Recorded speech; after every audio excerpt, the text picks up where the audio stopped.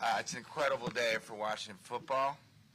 I'd like to start first by thanking my partners, Mitch, Mark, Irvin Johnson, David Blitzer, and the rest of the ownership group for supporting me, and also Rick Spielman and Bob Myers. They were incredible during the process, so thanks you all for the help. Today, when Adam and I were last here, we told you we were going to go find the best leader for Washington football, someone that we felt would lead Washington to be an elite franchise. And Dan, I'm so excited that we're here together, and welcome to Washington. And so, after a thorough process, we'd love to introducing you to the city here. Stacy, welcome to Washington. Yep. And on behalf of the city and the DMV, thank you both for choosing to be on this mission with us in support of the city. So Dan, you've gotten down to work quickly. All I know is, we got all together Friday, and then over the weekend, Cliff Kingsbury, an incredible offensive coordinator, and Joe Witt, an incredible defensive mind, have joined our franchise, and obviously we're very excited about those two individuals. I'll let Dan describe them, but that's what it takes. It takes being able to attract the best people to create a unit, to create a culture, to create a system, to create a team where you can then recruit the best players on the field. When you get the best off the field, when you get the best team off the field, you get the best team on the field. On behalf of Commanders fans, I am thrilled to welcome you, Dan, Stacy, Joe, and Cliff to the city of Washington. And fans, with your support, the future of Washington football is bright. Thank you for your support. It's because of you all that everyone is here. Now I'll turn it over to Adam. Thanks, Josh. Well, when we set out to hire the next head coach of the Washington Commanders, I said earlier we wanted to hire the best leader for our team. And we went through a really thorough process, as you all know. We spoke with a ton of great candidates, but our process led us to the decision that Dan Quinn was the perfect man for the job. Coach Quinn has all the qualities we're looking for. He's unquestionably one of the best leaders in the NFL. You can ask anybody who's been around him, coaches, players. He's a top-notch communicator, an excellent teacher and developer, not only of players but of coaches. And he's smart, he's driven, and he's really more than anything a phenomenal person and just a great, great person who's going to lead this team the right way. He's one of the best defensive minds in the NFL. He's proven that time and time again. He can build elite coaching staffs, which Josh alluded to. He's already started. He attracts talent because of the type of person and man that he is.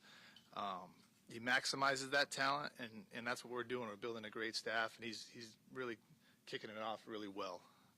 He and I have a shared vision that we're going to build a team that with the play style and the identity that you guys will all love to watch. The fans of the Commanders, not only just here in the DMV, but all over the world, will love watching Dan's team play. Dan and I are going to be in lockstep in everything we do. We already are, and we will continue to be. We will keep the team and staff connected. He has a track record of tying buildings together, and he's going to tie this whole building together from the lunchroom to the meal room to the weight room to the equipment room to the locker room. And that's how we're going to do it, and we're going to all be moving in the same direction. So I can't wait to work with Dan. We're going to embark on a really, really fun journey together. This is going to be a great and important off-season. We've already started, but the work is just beginning. So with that, I want to hand it over to our new head coach, Dan Quinn. All right. Man, this is such an awesome moment. And what an outstanding privilege, an honor, and absolute joy to be sitting here beside these outstanding men and joining them in this opportunity to have the vision of this historic franchise. So thank you to Josh and to Adam and to everybody in the organization and the ownership group that's been a part of this. So spoiler alert, you'll hear me say often, be where your feet are. And actually, I try not to say it. I do try to live it. And I'm pretty good at it, too. With one exception. Over the past few years, there's 5 words that have probably tested my feet and my head. If I get another shot. And as a coach, you prepare for it, you study for it, and there's some lessons that you can't study for. There's lessons that you just have to live. and sometimes through success and sometimes also through adversity. But once you learn those lessons, all you want to do is grab them and run and prove it. And so let me tell you, I am ready to run and prove it. Run like hell. And I'm a little older, maybe a little more chrome, and hopefully a little bit wiser. And but I'm also incredibly grateful for all of that has led to my feet being here. And actually back to here, although I grew up a Jersey kid watching the NFC East for a long time, and that's what football was to me. That's where my first love of it came. But I also spent a good deal of my 20s here. I went to Salisbury University, about 2 hours south of here, and the best part of that was my wife, Stacy. And so that was the best call I ever made to say, hey, you want to go out? So she said, yeah. And I said, all right. So 29 years later, here we are. She is my ride or die and has been with me on this football life that is ups and downs. And it's an absolute awesome life that we share together. So I also did football and track there, and I also started my coaching career in Virginia. So my first coaching career was first coaching job was at William & Mary. And two guys on the team right now, you'll know their names, Mike Tomlin and Sean McDermott. So Mike was a senior wide receiver, so he said, all right, I'll pick you up tonight. We're going to the fraternity party. I said, all right, this coaching gig's pretty good. You know, like I get to still do what I like to do. So next thing, Sean was a sophomore DB, and relationships like those are so valuable because in this league, you know, it's hard. And so having guys that you can lean on for a long time, that's it. So those guys too. And I also coached at VMI. So in my early 20s, Virginia was a big part. So Stacey and I, we know where we are, and we know who you are, and we know what this franchise means to you, and what it will take to get it back to where it deserves to be. I know you're just starting to know me, and that's going to take some time because building trust, it always does. But I can't wait to start earning it, and that includes the players, it includes the staff, every single man, woman in this organization, and each and every fan, because that is who makes up the entire Washington Commanders team, all of us. And that's awesome because I'm going to give myself a little grace and allow one swear word here because I've done a pretty good job so far. I haven't had any, and I swear a lot. But there is nothing I enjoy more than doing hard shit with good people. And these guys here, these are some really good people. And I cannot wait to get it rocking here. I can't wait. And so we'll hit the ground running. There's lots to do, and but I want to let you know, man, I've been waiting on this moment, and so to be here with you guys today, I cannot wait to get this thing rocking. So with all that said, let's begin. We'll open up to questions. If you can state your name and affiliation and address your questions to one of the men on the table. Dan, this is for you. John Keim, ESPN. You said, if I get another shot, the lessons you learned, what are some of the key lessons that you learned to apply, that you can apply here? Yeah, that's an awesome one, John. I think first and foremost, in leaving there, I wanted to make sure I did a 360 to find, you know, what would be some potential blind spots, you know, that I did, and in a good way of trying to take on too much at times. And so that's why, for me, coming into, you know, when I was looking to, if I got another shot, there were a couple things that I wanted to find. One, you know, was from the ownership side, a team that support, you know, the general manager side, to be in lockstep and have a partner with. And then the third part, you know, was like a fan base that was really wanting to go get after it. The lessons for me was, man, be right, you know, it's the players and the team. And it came from a good place of trying to help and solve problems, but make sure, keep the main thing, John. And I had some time to test that in Dallas. And so that was good for me to go and do that and go through that process, because I'm a much stronger coach today than when I took over, you know, years back in Atlanta. And so, like I said earlier, man, you want to run with those lessons and go prove it. And the best competitive moments in my life have come when you had to go prove it. And that's what I want to apply. The other thing I would say is just having gone through the process with a bunch of people, you know, Dan came in with a real vision for how to build a cohesive staff that worked together. You know, I think it is more than just one person. It's a front office that works together with everything, analytics, sports science, player development, player selection, and then it's a coaching staff that brings a lot of both leadership and culture, but also play calling and innovation. And Dan really had all that in his head. He had a plan, and He's got a few more, you saw this weekend, but he's got a few more tricks up his sleeve. That would be So it was really impressive. John Keim, ESPN. At what point, how are you? At what point were you, there are obviously a lot of names that are going to come out of this. At what point were you sold that Dan is the guy? And you obviously probably known him for a while or knew of him. So at what point were you sold that he is the right guy for here? Every time we spoke with Dan, it became more and more clear that he was the guy. And we interviewed him twice, and both times it's like we're speaking the same language. And it was really, really cool. Had a great connection, had a great shared vision. So it was almost right away that I knew Dan would be the great coach for us. Hi, Nick Jafala with the Washington Post. I guess this is for Adam and Josh, first of all. I know you guys have been through various coaching searches at past stops, but working together on this one, did anything surprise you about this process? I mean, look, obviously, the NFL has its own unique approach, its own unique rules. It's a very thorough process. Certainly, there are times where you're allowed to talk to people and not allowed to talk to people. So what that does is it creates, a longer process. It was very thorough.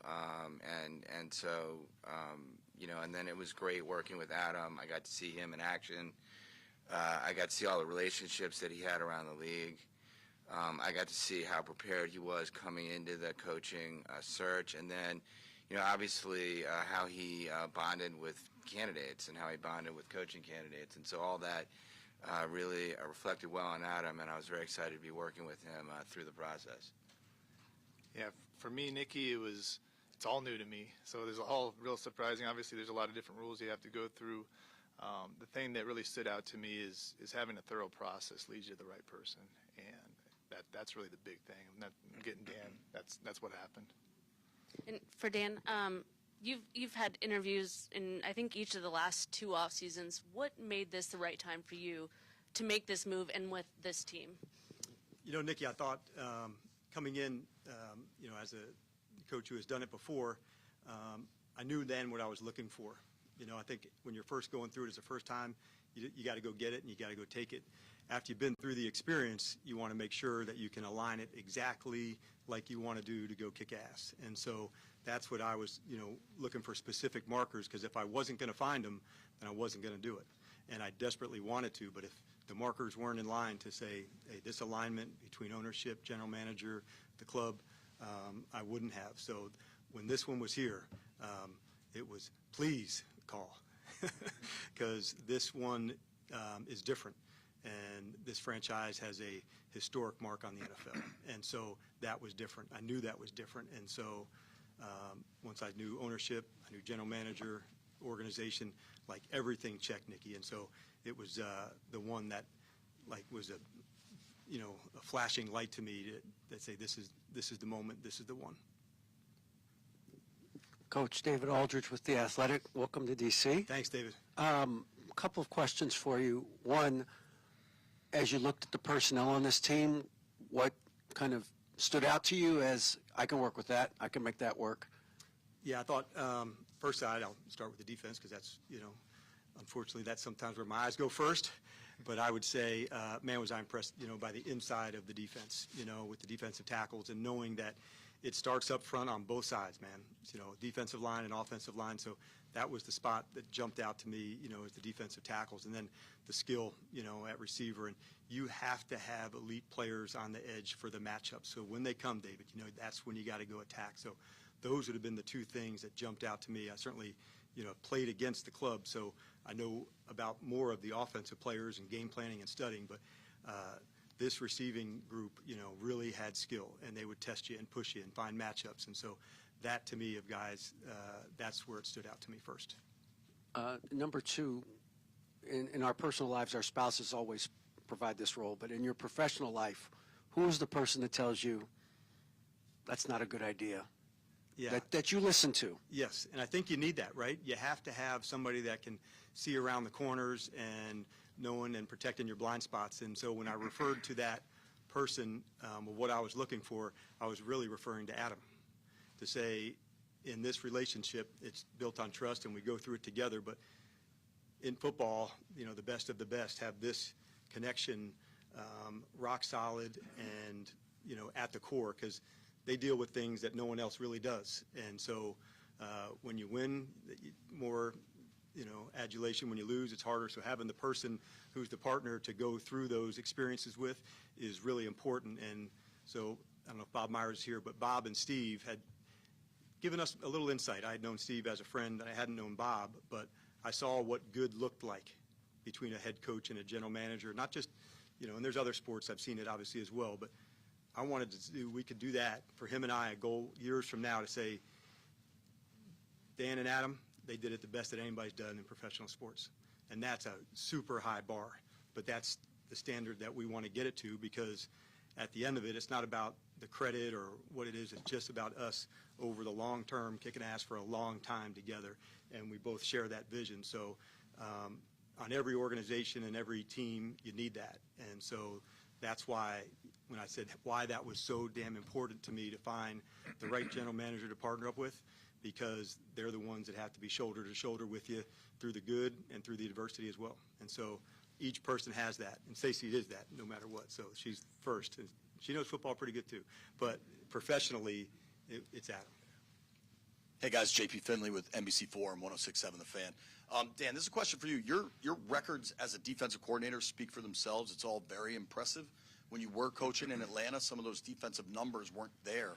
How do you take on your second chance here, what you do differently as a DC versus a head coach? Yeah, isn't that the best? That's one of the lessons to take on, to say, man, I've got to make sure, like, after doing the 360 of leaving Atlanta, of spreading myself too thin.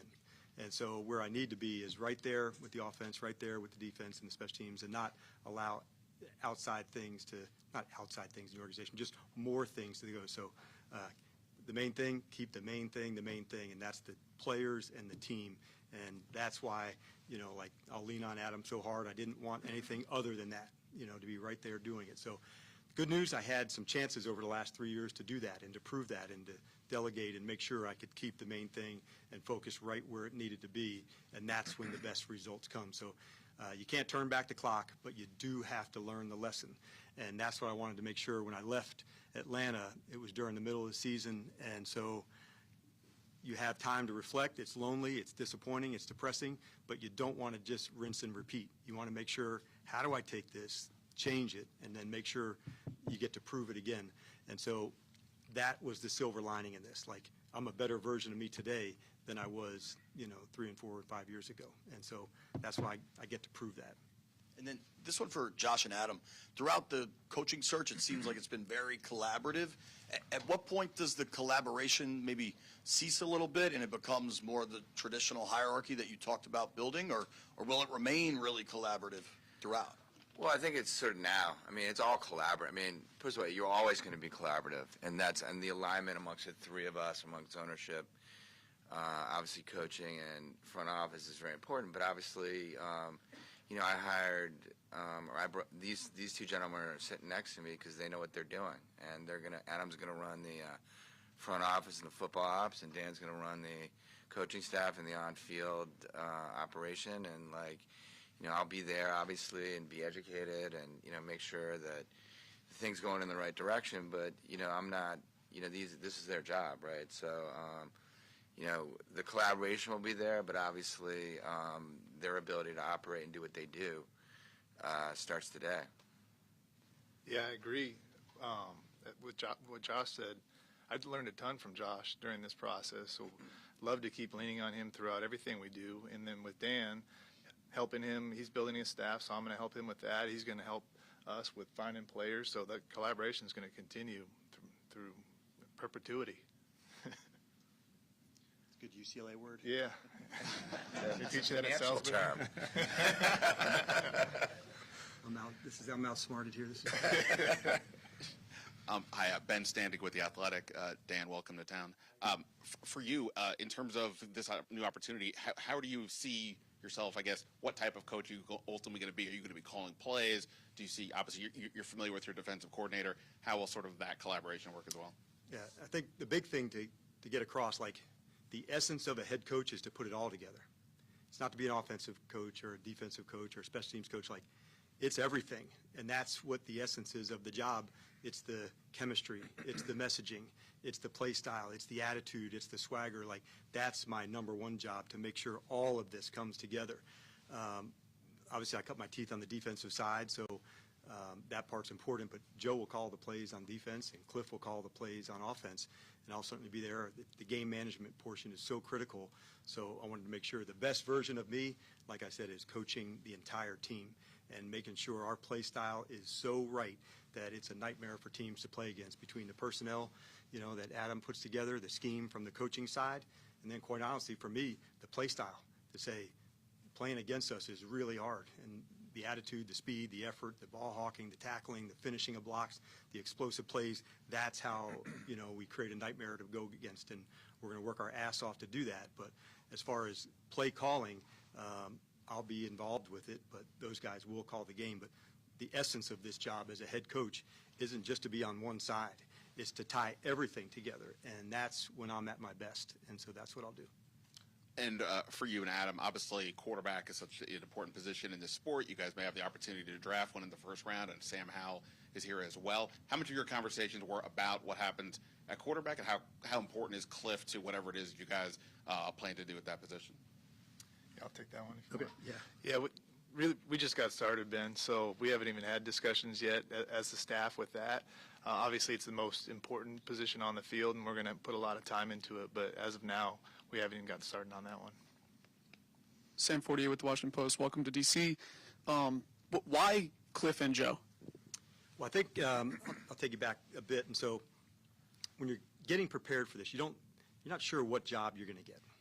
You're thinking, okay, this, this opportunity. So it's a little different than being on their side, where they were going to select, where on the coaching side, you were going to see where would be a good fit. And the coaching staff would be the fit irregardless of where you went. Okay, so for me, selecting a place that I would be able to potentially coach didn't have to do with did they have a quarterback or cap space or any of that. It was ownership and general manager and fan base and what you could create together, because cap space changes. I was looking to say, how could we do something long-term to kick ass for a long time and continue to play well, not just because they had won this or won that. So Cliff has always been somebody that I've kept up with. Years ago, we both coached in college, and we first met each other at an award show and just kind of hit it off on that time, and then competed against each other. I certainly followed his career, through his time at Tech and then into Arizona and competing. And so in the same way of why I wanted to hire Kyle years ago, he was hard to go against. He would stretch the field horizontally and vertically, and going against Cliff, those same feelings you had. This is going to be tough. Matchups, formation, speed, shots down the field, aggressiveness, boldness to go. And so as a coach, you were writing down some names, if this is something in your future, that said, if I get that shot, this is somebody I would want to talk to. And so that's where the start came from him. We're really pumped that he's going to be a part of it. Obviously, I know people talk about, his acumen with quarterbacks, and that's proven, but he's also an excellent coach. He's not just, a guy that's going to be with the quarterbacks the whole time. So I want to make sure I'm clear on that. And then with Joe, it's a little different because I had a chance to be shoulder to shoulder with him, over the last 3 years in Dallas. And through that time, I've just seen the detail, the connection, the play style, and so to play good defense, you better be a good tackling team, and you better know how to take the ball away. And those are two things Joe and the units that he was charged with have been excellent at. And I think over the last 3 years, with Joe there, the team had been, at the top of the league in terms of takeaways and defensive touchdowns. If you want to play good defense, you better tackle, because I'm not talking about in the A-gap. I'm talking about there's space plays that happen in today's NFL. And so in that space, how do you have the technique to go and make tackles where guys like Cliff and Kyle and everybody else want to create all this space to say, make it hard. So you better be a good tackling team, and you better know how to get the ball away and show good disguises, to make the quarterback have to read the coverages after he has the ball in his hand. And Joe's been exceptional at that through his career. So that's why when those moments come and you want to nail it, you do it and you go for it. And so I appreciate Josh and Adam when the moment came to go be aggressive. We were going to go do that. Can you take us through the timeline, the emotions of interviewing for this job, and then what was the moment like when you got the call? Yeah, I'd be glad to do that. It's, nobody's ringing. All right, you put your phone back. Is anybody calling? No, they're not calling. So, is my phone working? Yes, it's still working. So I wanted this moment. And so, you were just that. And so Stacey and I took a ride, out in the car, and we don't ever do that. She's like, come on, let's get out of the house. And so we just, went around, and then Thursday night, I think, or whatever it was, a couple nights ago, Adam had called and extended it out. And so then you have to kind of wait overnight to get there, and so you don't sleep much that night. And then it probably doesn't fully hit you until you get your feet on the ground here. And so that was what was really cool about last night. We were not expecting to see Adam and his wife Jen there on the tarmac. And so, that's brotherhood. That's showing, I'm in with you. And that was awesome. So you want the call, you're ready for the call, but it becomes more real when you get there because, you want it, you're there, but when you get it, you're pumped to say, let's go do this. And so Stacey's been with me the whole time through it, and so it's all the good, the bad, and everything in between. And so this football life we live together is fun, but it's moments like that it's hard to stay present and be where your feet are, in those moments. But it's also one of the really cool times to say, man, you get to go prove it and kick ass and have fun doing it. And so that's what we plan on doing. Sam, I'll tell you, too, he didn't answer when I called. He's playing hard to get. So. It made me wait so long. I'm not answering the first ring. Got to make him feel a little some way, Barry Sverluga from the Washington Post. For Dan and Adam, you've spoken about a shared vision, speaking the same language. I wonder what that means. Is that in a football way, like I like the hybrid 4-3, or what are some specific examples of sharing that language? I think we can probably start. I'll start it and then kick it over to you. I think it's probably deeper than scheme, because if you went around to the other 31 teams, there'd be a lot of the same scheme. There's going to be wide zone, this passing concept. It might be a version of cover 3 or man-to-man. So all 32 play some of that. It's more about the play style and the vision of how to feature players into that play style. And so that's one of the things that I love about coaching is finding unique traits that a player has, and then how could we fit them into a system, into a structure to make it happen. And so I was fortunate in Dallas. It pushed me further into new places, into new things to find, like a guy like Micah Parsons who wasn't just a linebacker, and he could do other things. And so Adam and I have been at it together for a long time to know that there's a play style and traits that players have of length and speed and ball hawking ability and guys who can finish on offense, whether the explosive play is a screen that can go or a line of scrimmage play. Like we both recognize that it does start up front, and we know what that looks like and how it fits in together. So we together wanted to make sure that every time people see us play, they said, man, these guys are fast, they are physical, they absolutely, finish at a rate that's not normal. And so he's seen what that's looked like. He's lived it, on, the 3 clubs, on his way up to see all that. And so having the ability to go to other teams, there's advantage to that because for everybody else, and I've said this to owners before, I remember saying to the Jonesville, we've never been anywhere else. This is the only way. When you get to other places, you find things that you would take along the way that you get to share about it.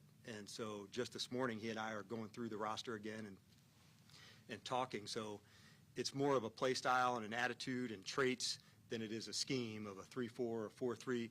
Football scheme evolves, but the player side of things and Adam and his staff and their crew of making sure we're always finding ways to feature the unique things that players have, and we'll work really hard to do that here.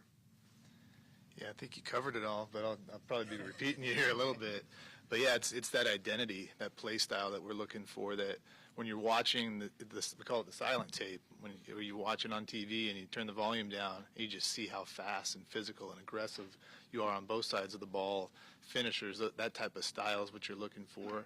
And whether it's 4-3, 3-4, however you want to talk, wide zone, any type of offense, it's finding those types of guys and it's really the type of people that we want to bring in the building, and people that love football, who are going to give it all for us on the field. So really throughout the whole process, it's like we're speaking the same language. It's like I'm interviewing almost a person just like me who thinks the same way about football. So I think that would answer your question, hopefully.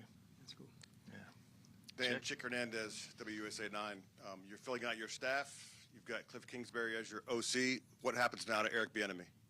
I had a good visit, Chick. I'm glad that you brought up EB because I think he's an excellent coach. And so I had a chance to visit with him today. And so we'll continue that dialogue to go. He's, no longer, we're not going to work together here, but in this coaching brotherhood, I wanted him to know, man, I really respect the work that he's done. And as coaches, we all stay connected even though we're on different teams. So I wish EB nothing but the best, and he'll do a great job. I was really pumped that he took his shot this year and went for it, and so I've got a lot of respect for him. And Josh, you've got 2 other squads that you manage. How different was the search for a head coach here, considering this is a team that you grew up watching, and what it means to you personally?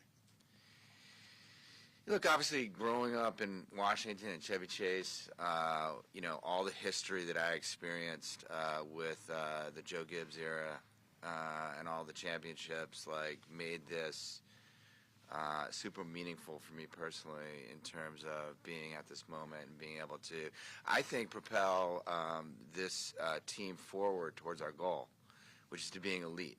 None of us up here want to do anything but be elite. So I think that this is a big day for me.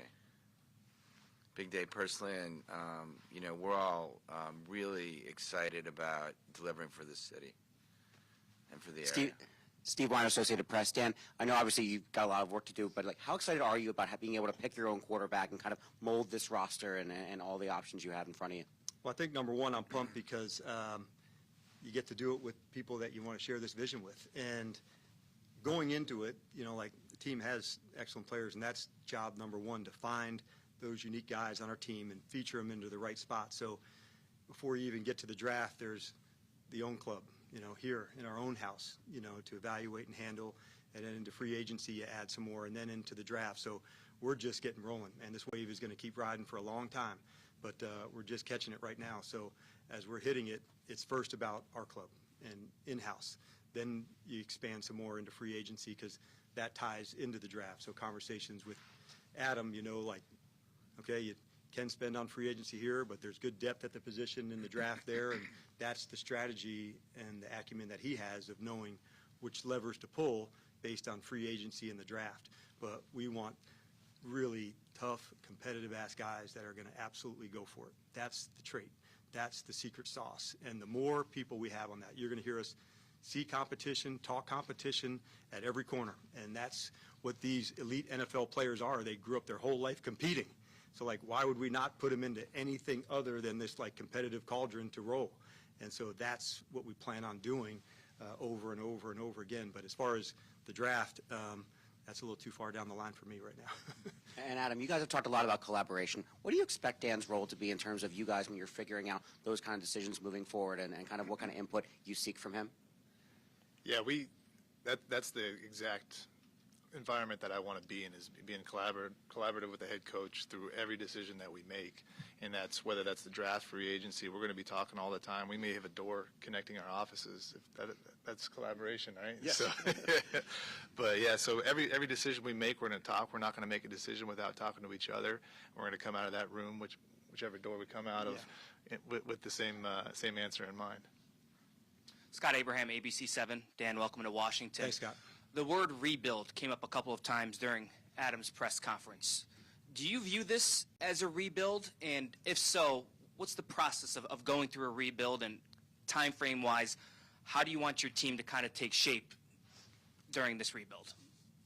Your words, not mine. All right. So I'm really honestly glad that you brought it up. And I know it's a big topic. And I would say this is a recalibrate, finding our north again. And that starts, with our identity of our club. So, no, you will not hear me say the word rebuild at all. This is about assessing what we have, how do we add to that, and then how quickly we can accelerate this process together. Now, how do you do that? Connection, staff, off-season, into training camp, and then ultimately putting all these guys to find the best group to help us go play as well as we can, as fast as we can. So there is no timeline on that, but we will push it hard to see how good we can get and how fast we can get. But I see it much more as a recalibration to say, let's find our north, own our identity of how we're going to get it on, and then push hard to reach that. And like all things, it takes some trust, between teammates, staff, personnel, ownership. But the more connection we have, the faster we'll get there. And there's a lot to get done, but I honestly do not see that word as part of my thinking at all. You said the word identity. What does a Dan Quinn-led football team look like? Adjectives. Tell us what it'll look like. I would say, if I had to say two right now, it'd be explosive and physical. And the explosive comes offensively and on the return game from big plays, through the run game, through play action, through the passing game, ones that can change field position. And those are the explosive plays that you have to keep going and being aggressive to go. On defense, that's the energy-generating football that takes place on an interception, on a score for, returning on defense, a forced fumble, the sacks, the ones that create negative plays for an offense to put them in some disadvantaged situations, like we like playing from 2nd and 12 and 13 and 3rd and longer. So how do you do that? You've got to be bold. You've got to be aggressive. Having the players to do that, that's part of what we do, and then train them to do it over and over and over again. It's so important for us to find guys of things they can do versus things they can't do. And I can remember early on as a coach hearing a scout say, well, he's a little slow, he's, not very long, but I said, man, I can't wait to watch him.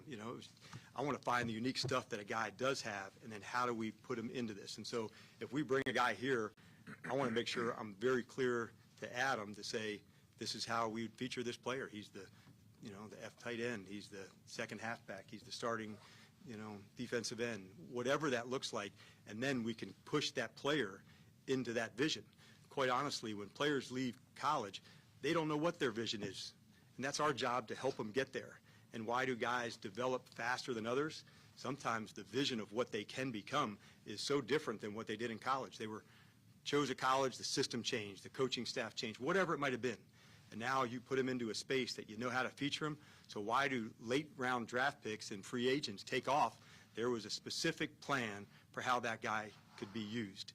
And that's the connection I have to be able to give to Adam as often as I can. So explosive and physical. And I'd hope, teams that have to play against us are like, damn, this is going to be hard today.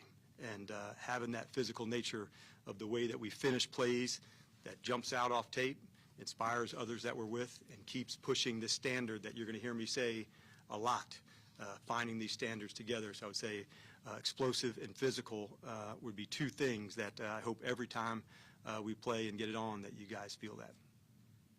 Good afternoon, gentlemen. David Harrison, Sports Illustrated. Coach, welcome to D.C. Thanks, David. I noticed over your track record, stylistically, scheme-wise, however you want to call it, you kind of shifted from a little bit more even front to odd front defenses. Can you just kind of talk about, from a football theology standpoint, that evolution of your defenses? Sure. And I think it's good to know that, I'll tell you a quick story of why, you have to evolve, and it does have to change. And during that time of reflection, I said in between leaving Atlanta and going to Dallas, I think I referred to Josh and Adam and did a 360 on myself. The other thing I did during that time defensively was we put the tape together from 2013 to 2020. So that included Seattle and it included Atlanta, because it was really the same system in those 8 years of defense. And what had once been good was no longer good enough. And so playing 3 deep the way that we did in Seattle and early on in Atlanta, there were some good things that went along with that. As it went further, more completions when you played this kind of vision zone, more troubled routes. And there's some excellent offensive coaches, so they knew this and this causes them problems and this and this. So coming back for that second lap, I knew I wasn't going to rinse and repeat. What were some things around the league and through college ball that could be different?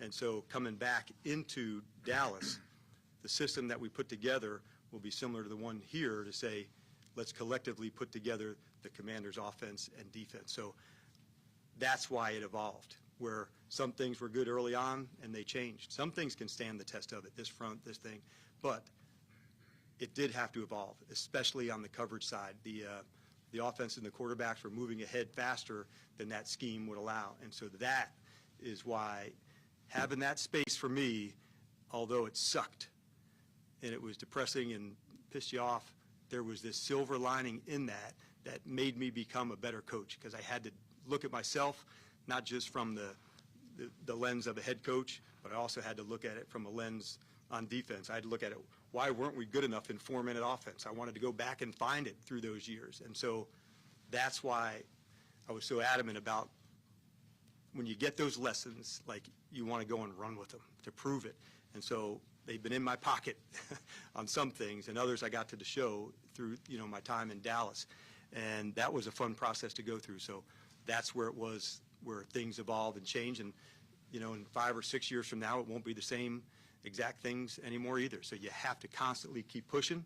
You've got to be innovative. You've got to be on the edge of things. Not all the things that you try work, like it goes like this. So sometimes in OTAs and training camp, let's look at a coverage or look at a blitz and then take it out.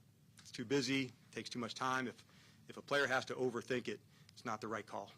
I want them, from the lens of their vision in the helmet, that they can go and really attack. And if I have to make them overthink it, whether it be at the quarterback position, this check to this check to this check, or as a defensive play caller, to this, to this, to this, and they have to slow down where they can't play fast and aggressive and hitting, then it's not the right fit. So there's some trial and error, but it is part of coaching that makes this profession so much fun, because it's always evolving. It's never, you don't get bored doing this, so it feeds into my good, okay, what's next personality.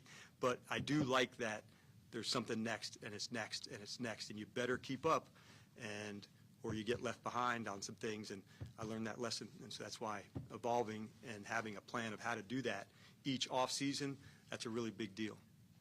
And then Coach Witt once said that one of his 2 dream jobs was being the defense coordinator of the Dallas Cowboys, but obviously that dream has shifted. He came with you. What does that mean to you as a leader for him? Yeah, and I'm really fortunate that Joe's had a big impact on me. Leaving Atlanta and coming to Dallas, I knew Joe had special traits about him, and not just in the coverage side, although that's, I would say his superpower of the detail, the coverage, the play style, but what also is there is the ball hawking and the tackling and the fundamentals. So he grew up a coach's kid. So Joe's father was an exceptional coach at Auburn for a really long time. You're a good coach when you don't coach there anymore and you still have a locker in the coach's locker room. Like, that's Joe Witt Sr., okay? So coming up as a coach's kid, he'd been on practice field since he was this tall. And so he knew what good looked like along the way. And he's been more than ready for this opportunity to do it. And I'm thrilled to add him into it, because it also allows some of the language for me to, stay connected to in a good way. Because, for me, learning the language offensively, if I had to do that again defensively, it would have been longer. Now I can accelerate that process. So we're really pumped he's here. He's got fantastic football background. Hey, Dan, George Wallace, WTOP. Welcome to D.C. Thanks, George. Kind of a unique situation, obviously. New ownership group, first-time general manager. How important was that for you going into this, kind of everybody's starting fresh this year? Yeah, I thought I didn't think of it in that way of starting fresh, but I did think of it as what I was looking for, to be a part of, a team like this. And so that was probably more important than the newness of it. But to get to start kind of all together, I think that's a really cool thing. And I hope, many years from now we look back on this day and say, that was really cool. That's when this thing started. That's when we got it all together back on, whatever the date was, on 2024 in February. We look back, 20 years from now and say, that's how you do it.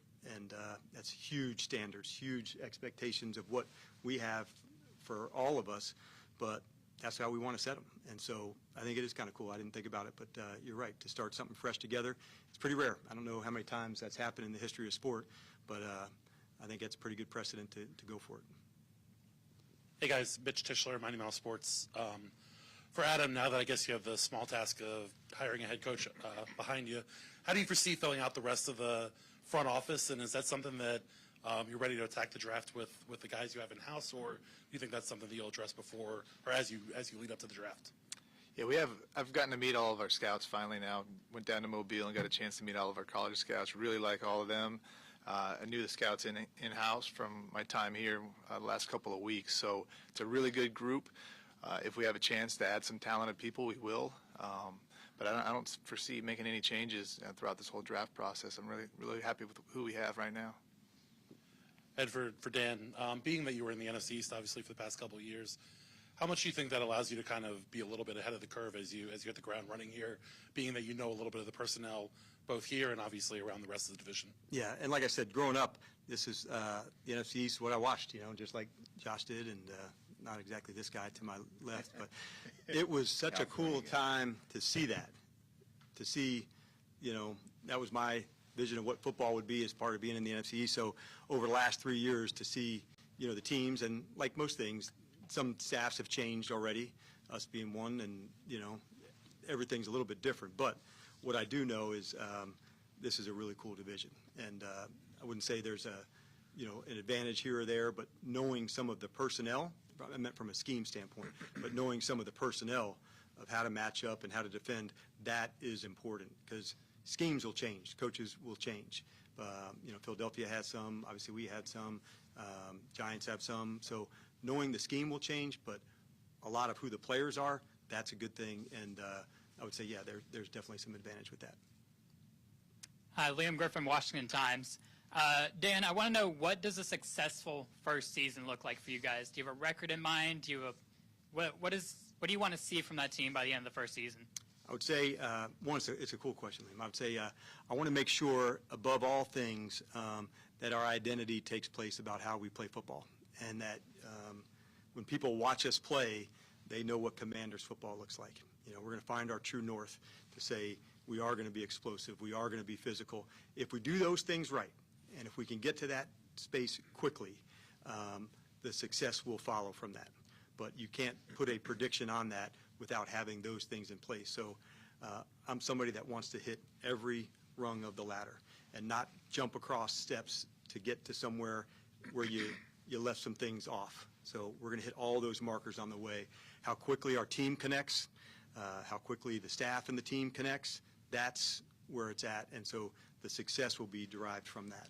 And we're going to try to accelerate as fast as we can, but there's a lot of work to do. And so once we get to that final roster that we put in place to start the season in September, we got a lot of work to do between now and then. Hello all, Brandy Flores, DC News Now. Dan, welcome to Washington. Thank you. Since it was announced that you were taking the head coaching job with the Commanders, it has been nothing but praises from your former players to former assistants. How important is it to you that throughout your career that you've established to be not just a good leader, but a good person, that these people will seem like they'll follow you to the end of time? Well, I appreciate you saying that. That was not a plan. Yeah. All those guys, thank you. The reason I got into coaching was the players. Like, I've loved football my whole life coming up. Like, I knew that's what I wanted to do. I went to college. I wanted to teach and coach. And so when I was in college, I found out that I didn't have to teach. I could just coach. I said, that's a pretty good gig. I'll go that way. So, but teaching has been part of what I've done for my whole life, and that connection with people and players specifically is what I've done. I love the fact that you get to help develop somebody and them to achieve things that maybe they didn't even think were possible. So to see a player develop and get into that, second contract or third contract, and you helped change their life, like, that's really big. And early on, I didn't know, could you have an impact as a coach in pro ball? You say, well, it's a business and that, and from the outside, it's a really fair question. But from the inside, it's completely false because of that connection and knowing that lives get changed because of the impact we can make for one another. And so I wouldn't be here today if it weren't for some of those players that are saying those things. They were the ones in Seattle that helped create a moment for me in Atlanta. Same thing in Dallas. And so that's why, for me, I've learned a lot from players. Seeing some from the vision of their helmet, of what it could look like,